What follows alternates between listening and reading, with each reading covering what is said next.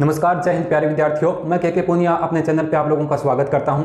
सभी विद्यार्थियों को चैत्र नवरात्रि व हिंदू नववर्ष की ढेर सारी शुभकामनाएं। आशा करता हूं कि नया साल जो है ये आपके जीवन में बहुत सारी खुशियां लेकर आए, आपके सारे सपने साकार हों, आपने जिस भी जॉब के बारे में सोच रखा है वहाँ आपकी इच्छा पूरी हो, आपको वो जॉब मिले।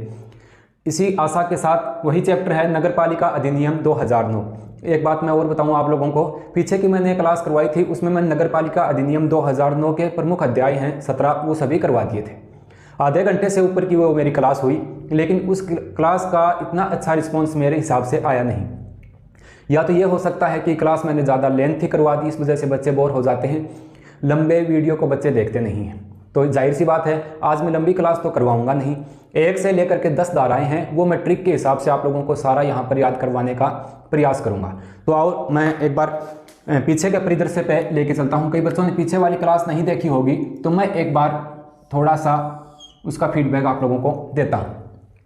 नगर पालिका अधिनियम 2009 ईओ आरओ भर्ती का इंपॉर्टेंट टॉपिक है। यहाँ से 40 क्वेश्चन पुटअप होंगे, ठीक है।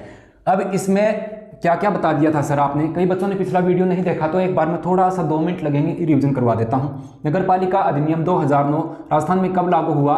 11 सितंबर 2009 को छावनी क्षेत्र को छोड़कर सब जगह लागू हो गया था। शॉर्ट में बताऊंगा मैं इस चीज़ को, छावनी क्षेत्र को छोड़कर सब जगह लागू हो गया।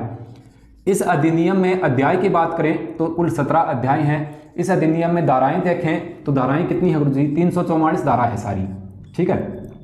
और 6 इसमें अनुसूचियां दी गई हैं। अनुसूचियों की संख्या कितनी है? 6। ये पीछे की क्लास में बता दिया था, आप लोग याद रखना। कुल 17 अध्याय हैं, 344 धाराएं हैं और 6 इसमें अनुसूचियां हैं। उसके बाद में अगर मैं बात करूं तो सबसे पहले अध्याय 1 करवाया था मैंने। यहाँ मैं अध्याय लिख रहा हूँ 2, 3, 4, 5, 6, 7, 8, 9, 10, ठीक है। 17 हैं और भी बताऊँगा। अध्याय 1 में आप लोग याद रखना, मैंने आपको बताया था कि अध्याय 1 में प्रारंभिकरण है, ठीक है।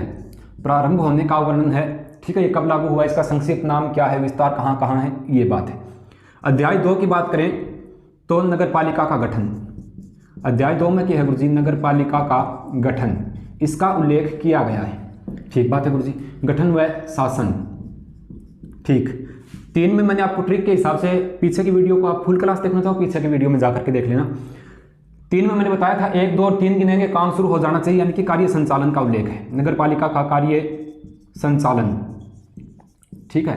वह वार्ड समिति, कार्य संचालन में वार्ड समिति का उल्लेख किस अध्याय में है? तो अध्याय 3 में है। 4 मरुवाद या यार्ड, ट्रिक पीछे बता रखी है ना, ठीक है। 4 में क्या है? नगर पालिका की संपत्ति का उल्लेख है, नगर पालिका की संपत्ति का, यहाँ मैं शॉर्ट में एकदम बता रहा हूँ आप लोगों को। 5 में क्या है? नगर पालिका, मैं शॉर्ट में ही लिख देता हूँ, नगर पालिका निधि व वित्त का उल्लेख है, ठीक है। 6 में मैंने बताया था कि 6 से अपने याद रखेंगे छक्का इनके लेखा जोखा व संप्रेक्षा इनकी ऑडिटर, ठीक है। 7 में 7 नहीं दे रहा है, नगर पालिका राजस्व का उल्लेख है। 8 में लग गई बाट कब लगती है? जब कोई उधार लेके भाग जा। 9 में, 9 का मतलब होता है नहीं, ठीक है। इसको आप याद रखना, मोस्ट है धारा 9 है ना, ये आएगी परीक्षा में। ये वाणिज्यिक परियोजनाएं, यानी कि नगर पालिका से संबंधित जो वाणिज्यिक परियोजनाएं हैं, ये प्रश्न आएगा परीक्षा में। और वह निजी क्षेत्र में सहभागिता, वाणिज्यिक परियोजनाएं व निजी क्षेत्र में सहभागिता का उल्लेख किस अध्याय में है? अध्याय 9 में है। 10 में क्या है? मैंने आपको बताया था 10 में बस, यानी नगर पालिका का विकास, ठीक है, आर्थिक उसका वर्णन है। 11 में इधर लिखूं क्या, थोड़ा सा आप लोग देखना चाहो तो यहाँ बता देता हूँ। 11 में नगरीय विकास व नगरीय योजना है, नगरीय विकास और नगरीय योजना का उल्लेख अध्याय 11 में है। शॉर्ट में इसलिए बता रहा हूँ कि पीछे इस कक्षा को मैं करवा चुका हूँ। अध्याय 12 है, तो मैंने आपको बताया था मर जाने तब 12 दिन हो गए, मरे कब? जब शक्ति खत्म हो जाए। नगर पालिका की शक्तियाँ, नगर पालिका की शक्तियाँ प्लस अपराध का उल्लेख है। अपराध करे तो भी मारे जा, कहना चोरी करी यार मारे गए, मैं तो मारे गए मतलब 12 दिन हो गया, तो अध्याय 12। 13 में 13 है या मेरा, ठीक है। इसमें मैंने बताया था कि वाद लगाते हैं ना किसी के खिलाफ, वो है वाद का उल्लेख है, ठीक। 14 में नगर पालिका नियंत्रण का उल्लेख मिलता है। 15 में कर्मचारी वर्ग का उल्लेख मिलता है। 16 में नियम विनियम है, ठीक है। और 17 में हर जगह प्रकीर्णन होता ही है। तो ये पीछे की क्लास में मैंने आप लोगों को करवा दिया था, पुनः आप लोग वहाँ जा करके अगर आपको अध्याय पढ़ने हैं डिटेल में तो वो आधे घंटे से ऊपर की क्लास है, उसमें जा करके आप लोग वहाँ पर पढ़ लेना। ये तो पीछे का परिदृश्य था। पहले जो नाटक आते थे ना टीवी पर, तो उसमें पहले पीछे का जो एपिसोड था उसके बारे में मोटी मोटी बातें बताते थे। वैसे मैंने आप लोगों को पीछे का परिदृश्य थोड़ा सा यहाँ पर बताने की कोशिश की है। आओ आगे चलते हैं और इसकी महत्वपूर्ण धाराओं पे बात करते हैं। सबसे पहले धारा 1। धारा 1 में क्या है? धारा 1 में इस अधिनियम का संक्षिप्त नाम है, संक्षिप्त नाम, विस्तार तथा ये कब लागू हुआ इसका उल्लेख मिलता है। किसमें? धारा 1 में। एक बात पर आप विशेष ध्यान देना, कोई भी अधिनियम पढ़ते हैं, भले ही वो बाल विवाह अधिनियम है, भले ही वो दहेज प्रतिषेध अधिनियम है, घरेलू हिंसा अधिनियम है, बाल श्रम एक्ट है यानी लेबर एक्ट है, ठीक है, या फिर आप पॉक्सो एक्ट पढ़ते हैं, तो सभी अधिनियम की जो धाराएं हैं उनमें आप याद रखना कि धारा 1 में संक्षिप्त नाम, विस्तार व कब लागू हुआ इसका उल्लेख मिलेगा। धारा 2 में डेफिनेशंस यानी परिभाषाएं दी हुई होती हैं। तो संक्षिप्त नाम, विस्तार व कब लागू हुआ इसका उल्लेख मिलता है, ठीक है। इस अधिनियम, थोड़ा डिटेल बता दूं, संक्षिप्त नाम की बात करें तो संक्षिप्त नाम क्या है, पूरा ही लिखना पड़ेगा। राजस्थान नगर पालिका अधिनियम, राजस्थान नगर पालिका अधिनियम 2009, ठीक है। राजस्थान नगर पालिका अधिनियम 2009 इसका संक्षिप्त नाम है। इसका विस्तार छावनी क्षेत्र को छोड़कर सब जगह है, यानी जो आर्मी एरिया है उसको छोड़कर सब जगह इसका विस्तार संपूर्ण राजस्थान में है। ठीक बात है गुरुजी, याद हो जाओ, ठीक है। कब लागू हुआ? 11 सितंबर 2009 को छावनी क्षेत्र को छोड़कर सब जगह लागू हो गया था। तो ये धारा 1 में उल्लेखित है, इसका इंट्रोडक्शन। धारा 2 में क्या उल्लेखित है? धारा 2 में परिभाषाएं हैं। कौन सी भाषा गुरुजी? परिभाषाएं यानी डेफिनेशन दी गई है। डेफिनेशन इसमें काफ़ी सारी हैं। अपशिष्ट पदार्थों की डेफिनेशन भी है, भूमि की डेफिनेशन भी है, पार्षद कौन है उसकी डेफिनेशन है, ठीक है। अध्यक्ष के बारे में बताया गया है, संप्रेषक के बारे में भी इसमें बताया गया है, पिछड़ा वर्ग की अलग से परिभाषा दी गई है। अलग अलग परिभाषाएं हैं, लेकिन मैं यहाँ पर अपनी कक्षा में काम की परिभाषाएं हैं वो आप लोगों को बताऊँगा। काम की कौन सी गुरुजी थे बता दो? चलो मैं बताऊँ काम की, ठीक है। सबसे पहले इसमें संप्रेषक की परिभाषा है, संप्रेषक की परिभाषा दी हुई है, ठीक है। दूसरी अपने देखेंगे अध्यक्ष को परिभाषित किया गया है इसमें, ठीक है गुरुजी। भूमि की क्या परिभाषा होगी इसके बारे में भी विवरण दिया गया है, ठीक है। अवशिष्ट पदार्थ इसकी डेफिनेशन भी है, ये इतनी इंपॉर्टेंट नहीं है। संप्रेषक की परिभाषा अपने को याद रखनी है। तो संप्रेषक से तात्पर्य क्या है गुरुजी? है संप्रेषक का मतलब एक तरह का ऑडिटर होता है जो कि नगर पालिका के कार्यों की देखरेख होता है, देखरेख करेगा, वो संप्रेषक के अंतर्गत आता है। ये संप्रेषक उसी प्रकार अभिप्रेत है जिस प्रकार से स्थानीय निधि परीक्षा अधिनियम 1954 से अभिप्रेत है। ये क्या बात हो गई मैं इसको आपको बताऊंगा अभी। देखो संप्रेषक को वैसे समझ लो, कौन होगा संप्रेषक? संप्रेषक एक ऑडिटर होता है, ठीक है, देखरेख करने वाला कोई व्यक्ति होता है, उसको यहाँ पर संप्रेषक कहा गया है। लेकिन संप्रेषक उसी की बात मानेंगे जहाँ पर राजस्थान स्थानीय निधि परीक्षा अधिनियम 1954 जो है उसमें जो संप्रेषक को अभिप्रेत किया गया है, डेफिनेट वहाँ पर किया गया है, जहाँ पर राजस्थान स्थानीय निधि परीक्षा अधिनियम 1954 में परिभाषा दी गई है और उसमें जिसको संप्रेषक कहा गया है वही संप्रेषक यहाँ पर माना जाएगा, ठीक है। तो ये संप्रेषक की परिभाषा है। अध्यक्ष की बात करें तो अध्यक्ष कौन होगा? तो इसमें अपने तीनों श्रेणियों में इसको बांटेंगे। मैं यहाँ पर लिखकर आप लोगों को इस चीज़ को बता रहा हूँ। देखो यहाँ पर अगर नगर पालिका की बात हो रही है, तीनों स्तर की बात करेंगे, नगर पालिका की बात हो रही है तो उसका जो होगा उसको तो ये लोग अध्यक्ष कहेंगे, ठीक है। उसके बाद में नगर परिषद की बात करेंगे। अगर बात नगर परिषद की हो रही है तो क्या कहेंगे? अगर बात नगर निगम की हो रही है तब उसको क्या कहा जाएगा, ठीक है। तो नगर निगम की बात हो रही है तो यहां पर अध्यक्ष को महापौर के नाम से अपने, पुनः देखो एक बार, इस अधिनियम की धारा 2 जो है उसमें परिभाषाओं का उल्लेख मिलता है। सबसे पहले इंपॉर्टेंट परिभाषा यहाँ पर संप्रेषक की है, आप लोगों को याद रखना है। संप्रेषक वैसे देखें तो एक देखरेख कार्य करने वाला ऑडिटर होता है, उसको यहाँ पर संप्रेषक कहा गया है। लेकिन संप्रेषक की परिभाषा वही अभिप्रेत होगी, कौन सी, जो राजस्थान स्थानीय निधि परीक्षा अधिनियम 1954 में उल्लेखित है, वही यहाँ पर संप्रेषक की परिभाषा मानी जाएगी। ठीक बात है गुरु जी। उसके बाद में यहाँ पर अध्यक्ष की कुछ परिभाषाएं हैं, तो वो तीनों स्तर जो हैं अपने नगरीय स्वशासन के, उनके अनुसार अध्यक्ष कौन होगा।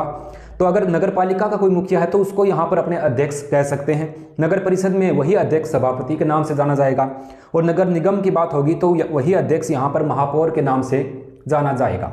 ठीक है, तो ये धारा 2 में कुछ परिभाषाएं हैं। मैं थोड़ा सा साइड में होकर के आपको स्क्रीन पे दिखा देता हूँ। इन परिभाषाओं के अलावा जो आपको स्क्रीन पे अभी दिख रहे हैं, ये परिभाषाएं भी यहाँ पर दी गई हैं। ठीक है, हाँ, धारा 2 के बाद आ जाओ नगर पालिका का परिसीमन यानी धारा 3 पर। याद रखना धारा 1 में क्या है, संक्षिप्त नाम, विस्तार व कब लागू हुआ। धारा 2 में परिभाषाओं का उल्लेख है। संप्रेषक की परिभाषा है, भूमि की परिभाषा दी हुई है। भूमि की परिभाषा से आप लोग वहां पर याद रखना कि ऐसी भूमि से तात्पर्य है वहां पर जहां पर भवन निर्माण हुआ हो या फिर कोई जलाच्छादित भूमि वो हो। ठीक है, उसके बाद में अनेक परिभाषाएं हैं, वो इतने इंपॉर्टेंट नहीं है। मेन बात यह है नगर पालिका का परिसीमन का उल्लेख किस धारा में है, धारा 3 में। परिसीमन से समझ गए होंगे, सीमावर्ती इलाका किसी चीज का निर्धारण करना किस हिसाब से है। तो सबसे पहले अपने देखें, किसी भी स्थानीय क्षेत्र को, किसी भी स्थानीय क्षेत्र को नगर पालिका घोषित किया जा सकता है। नगर पालिका घोषित किया जा सकता है, अगर वो निर्धारित शर्तों के अंतर्गत आता है तो उसको नगर पालिका घोषित किया जा सकता है। नंबर 2 पे बात करें,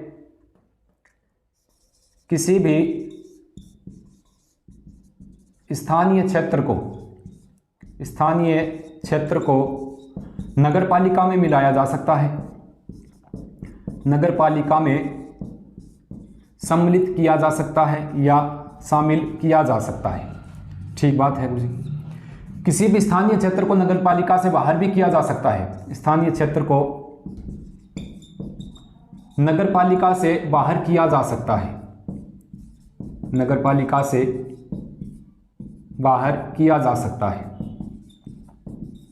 ठीक है, याद रखना इस बात को। पुनः मैं एक बार समझाऊंगा। किसी भी नगर पालिका को 2 भागों में बांट सकते हैं। किसी भी नगर पालिका को 2 भागों में बांटा जा सकता है, 2 भागों में डिवाइड उसको कर सकते हैं। ठीक है, किसी भी नगर पालिका को कोई आपत्ति हो तो समाप्त किया जा सकता है। ठीक बात है सर। ठीक है, यानी कहने का मतलब यह है कि धारा 3 जो है उसमें नगर पालिकाओं का परिसीमन उल्लेखित है। ठीक है, सीमाओं से संबंधित। इसमें आप 3-4 बातें हैं, याद रखना। किसी भी स्थानीय क्षेत्र को नगर पालिका घोषित किया जा सकता है उसकी निर्धारित शर्तों के अनुसार। किसी भी स्थानीय क्षेत्र को नगर पालिका में शामिल किया जा सकता है। स्थानीय क्षेत्र को नगर पालिका से बाहर भी किया जा सकता है। किसी भी नगर पालिका को 2 भागों में बांटा भी जा सकता है और किसी भी नगर पालिका का जो शासन है उसको समाप्त भी किसी कारणों से किया जा सकता है। तो यह नगर पालिका का परिसीमन धारा 3 में उल्लेखित है। आगे चलते हैं और बात करते हैं धारा 4। हाँ, धारा 3 के बाद धारा 4 ये कहती है कि नगर पालिका बोर्ड के उपबंधों में छूट। इसको मैं सही तरीके से आपको बताऊं कि नगर पालिका अधिनियम 2009 है, इसके कुछ अपने उपबंध हैं। ठीक है, इसमें दंड का प्रावधान भी है। कई उपबंध ऐसे हैं जो कि नगर पालिका के अनुसार सही सुमेलित नहीं होते हैं। अगर नगर पालिका को ये लगता है कि ये उपबंध हमारे किसी काम में बाधा पहुंचा रहे हैं या इन उपबंधों के अनुसार सही कार्य नहीं हो रहा है, तो वो नगर पालिका जो है उसके कुछ उपबंधों में राज्य सरकार छूट देगी और उनके अनुसार सुसंगत, यानी उसके अनुसार जो नियम बनते हैं जिसमें नगर पालिका को वो कार्य संचालन में सुविधा हो, ठीक है, तब उसमें छूट कर सकती है और अनुपयुक्त हो तो उसके अनुसार सुसंगत नियम बना सकेगी। और इसको डिटेल में देखें। धारा 4 वैसे आपको बेसिकली याद रखना है कि धारा 4 में नगर पालिका बोर्ड के उपबंधों में छूट का उल्लेख दिया गया है। राज्य सरकार नगर पालिका बोर्ड के उपबंधों में छूट दे सकेगी। ठीक है, राज्य सरकार नगर पालिका के जो उपबंध है उसमें छूट दे सकेगी यदि नियम अनुपयुक्त हों तो। वो बात मैंने आपको बता दी। ऐसे कोई नियम हो जिसमें नगर पालिका का विकास सही से नहीं हो पा रहा है तो यहाँ पर उसको छूट देगी सरकार, सुसंगत नियम बना सकेगी। यानी नगर पालिका के अकॉर्डिंग यहाँ पर राज्य सरकार ये आदेश जारी करेगी कि नगर पालिका के अकॉर्डिंग ही नियम कुछ उपबंधों के तहत यहाँ पर हों। उसके बाद धारा 5, देखो आप लोगों को अच्छे से याद रखना है, कुछ भी नहीं है। धारा 1 में संक्षिप्त नाम विस्तार व कब लागू हुआ। धारा 2 में मैंने आपको बताया कि परिभाषा है, संप्रेषक की परिभाषा है, अन्य परिभाषाएं और भी वहां पर दी गई है। ठीक है, उसके बाद में धारा 3 हो गई थी। धारा 4 नगर पालिका बोर्ड के उपबंधों में छूट नगर, ये इंपॉर्टेंट है। धारा 5, धारा 5 में नगर पालिका की स्थापना व नियम का उल्लेख है। ठीक है, नगर पालिका की स्थापना व नियम का उल्लेख किस धारा में उल्लेखित है? धारा 5 में। अब इसको आप समझो कि अपना जो नगरीय स्वशासन होता है वो 3 पार्ट में डिवाइड रहता है। अपने को पता है, नगर पालिका है, नगर परिषद है और नगर निगम है। कई बार पीछे की भर्तियों में ये पूछा गया है, अपने ईओआरओ के अलावा भी कई एग्जामों में ये प्रश्न आया हुआ है इनकी संख्या को लेकर के। तो इनको मैं अगर ये कहूं कि एक तो होता है संक्रमणकालीन क्षेत्र, ठीक है, एक लघुतर नगरीय क्षेत्र बोलते हैं और एक बृहत्तर नगरीय क्षेत्र इसको कहा जाता है। यह जो संक्रमणकालीन क्षेत्र है इसको बोला जाता है, इसी के तहत होता है नगर पालिका बोर्ड। ठीक है, यानी नगर पालिका का गठन कितनी जनसंख्या पर किया जाएगा, क्योंकि यहाँ नगर पालिका की स्थापना की बात हो रही है। तो आप लोगों को बच्चों याद रखना है कि नगर पालिका का गठन जो है वो 20,000 से जनसंख्या ऊपर होनी चाहिए और 1 लाख से कम होनी चाहिए, वहां पर नगर पालिका का गठन जो है वो किया जाता है। ये वेरी इंपॉर्टेंट बात है। उसके बाद लघुतर निकाय क्षेत्र, यानी कि नगर परिषद की बात हो रही है। नगर परिषद का निर्माण 1 लाख की जनसंख्या और 5 लाख से कम हो, यानी 1 लाख या 1 लाख से ऊपर जनसंख्या हो लेकिन 5 लाख से कम हो, वहां पर नगर परिषद का गठन किया जाएगा। वह क्षेत्र लघुतर नगरीय क्षेत्र के अंतर्गत आएगा। फिर आता है बृहत्तर नगरीय क्षेत्र, यानी कि नगर निगम की बात हो रही है। किसी भी क्षेत्र को नगर निगम बनाते हैं तो 5 लाख से ऊपर उसकी जनसंख्या होगी, उसको नगर निगम घोषित किया जाएगा। तो ये यहाँ पर धारा 4 और धारा 5। नेक्स्ट अपने चलते हैं धारा 6 पर। धारा 5 के बाद अपने बात करते हैं धारा 6 की। धारा 6 में क्या उल्लेखित किया गया है? धारा 6 में आप लोग याद रखना, नगर पालिका की संरचना का उल्लेख है। किसका? नगर पालिका की संरचना का उल्लेख नगर पालिका अधिनियम 2009 की किस धारा में उल्लेखित है? तो धारा 6 में उल्लेखित है। आओ नगर पालिका की संरचना की बात करें। निर्वाचित सदस्य कम से कम 13। ठीक है, कितने कम से, यहां से प्रश्न बनेगा आपके, याद रखना, निर्वाचित सदस्य कितने होंगे? कम से कम 13 सदस्य। ठीक बात पूछी, इसको आप रट लेना। पदेन सदस्य किसको माना जाएगा? विधायक या सांसद में से एक, या विधायक है तो भी ठीक है, नहीं सांसद, तो ये इसका पदेन सदस्य माना जाएगा। मनोनीत सदस्य कौन होगा? नगर पालिका प्रशासन का ज्ञान रखने वाला कोई ऐसा व्यक्ति जिसको नगर पालिका का नॉलेज है, वो मनोनीत सदस्य यहां पर होगा। ठीक है, मनोनीत सदस्यों की बात करें तो कितने मनोनीत सदस्य? तीनों पार्ट से आएंगे। नगर पालिका बोर्ड से 6 सदस्य मनोनीत होंगे, नगर परिषद 8 सदस्य और नगर निगम से 12 सदस्य। इन मनोनीत सदस्यों में 1 सदस्य दिव्यांग होगा। ठीक है, पिछड़े वर्ग का आरक्षण 21% से अधिक नहीं होगा। ठीक, क्योंकि इसकी जो धारा 2 है उसमें पिछड़ा वर्ग जो है उसकी परिभाषा दी गई है, यानी अनुसूचित जाति और अनुसूचित जनजाति को छोड़कर अलग व्यक्ति कोई है तो उसको अन्य पिछड़ा वर्ग में माना गया है। तो पिछड़े वर्ग का आरक्षण 21% से अधिक यहाँ नहीं होगा। यदि SC/ST की जनसंख्या 70% से कम है तो पिछड़े वर्ग की 1 सीट होगी। इस बात को भी आप याद रखना। तो ये धारा 6 में संरचना का उल्लेख दिया गया है। आगे चलते हैं, बात करें धारा 7 पर। धारा 7 में क्या उल्लेखित है? धारा 7 में है पदावधि। ठीक है, कितनी अवधि तक, कितने समय तक इसका अध्यक्ष जो है वो पद पर रहेगा? तो ये रहता है, प्रथम बैठक जो होगी, प्रथम बैठक से 5 वर्ष तक इसका जो समय है, कार्यकाल है, वो रहेगा। याद रखना, प्रथम बैठक से 5 वर्ष तक इसका कार्यकाल अध्यक्ष का माना जाएगा।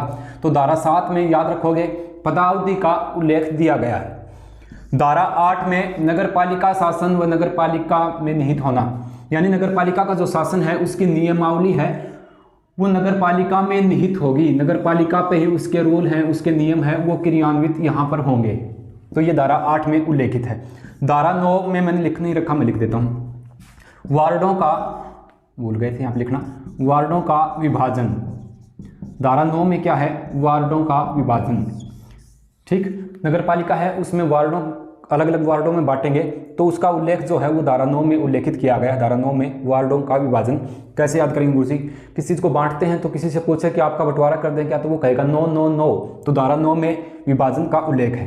धारा 10 में, बस 10 में है वार्डों का निर्धारण कैसे होगा। वहां पर तो बंटवारा है, ये निर्धारण है। अब धारा 10 में कुछ बातें आप याद रखना। धारा 10 में वार्ड व वार्ड की सीमा का निर्धारण होगा कि कौन से, 2 बार लिख दिया मैंने, वार्ड की सीमा का निर्धारण। दूसरी बात, SC/ST OBC व प्रत्येक वर्ग की महिला सदस्यों के लिए जो आरक्षण है उसका निर्धारण भी धारा 10 के अनुसार होगा। ठीक है, तो ये मैंने आप लोगों को 1 से लेकर के 10 तक धाराएं यहाँ पर करवाई हैं। मैंने पहले लिखा इसलिए है कि थोड़ा सा वीडियो छोटा हो जाए, क्योंकि वीडियो बहुत ज़्यादा लेंथी हो जाता है मेरे से, तो अपलोड ही नहीं हो पाता है फिर। ठीक है, तो आप ये मत सोचना कि सर को आ नहीं रही थी इसलिए सर ने लिख के रखा है। मैंने काफ़ी बार इनको पढ़ा दिया ऑफलाइन क्लास में, तो ये चीज़ें मेरे तो लगभग याद हैं, आप लोगों के भी ये याद हो जाएंगी। एक बार आप इस वीडियो को देखिए, अगले वीडियो में मैं छोटी सी और ट्रिक के साथ इनको वापस एक बार आप लोगों को करवाऊँगा।